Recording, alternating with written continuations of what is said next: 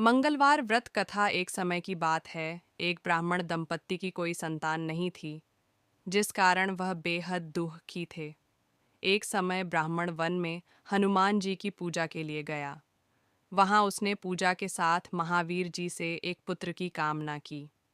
घर पर उसकी स्त्री भी पुत्र की प्राप्ति के लिए मंगलवार का व्रत करती थी। वह मंगलवार के दिन व्रत के अंत में हनुमान जी को भोग लगाकर ही भोजन करती थी। एक बार व्रत के दिन ब्राह्मणी ना भोजन बना पाई और ना ही हनुमान जी को भोग लगा सकी। उसने प्रण किया कि वह अगले मंगलवार को हनुमान जी को भोग लगाकर ही भोजन करेगी। वह भूखी प्यासी 6 दिन तक पड्डी ही रही। मंगलवार के दिन वह बेहोश हो गई। हनुमान जी उसकी निष्ठा और लगन को देखकर प्रसन्न हुए। उन्होंने आशीर्वाद स्वरूप ब्राह्मणी को एक पुत्र दिया और कहा कि यह तुम्हारी बहुत सेवा करेगा। बालक को पाकर ब्राह्मणी अति प्रसन्न हुई। उसने बालक का नाम मंगल रखा। कुछ समय उपरांत जब ब्राह्मण घर आया तो बालक को देख पूछा कि वह कौन है।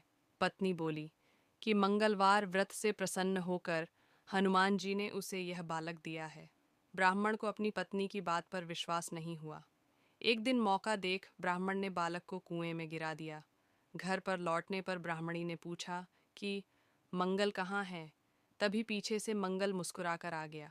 उसे वापस देखकर ब्राह्मण आश्चर्यचकित रह गया। रात को हनुमान जी ने उसे सपने में दर्शन दिए और बताया कि यह पुत्र उसे उन्होंने ही दिया है। ब्राह्मण सत्य जानकर बहुत खुश हुआ। इसके बाद ब्राह्मण दंपत्ति प्रत्येक मंगलवार को व्रत रखने लगे।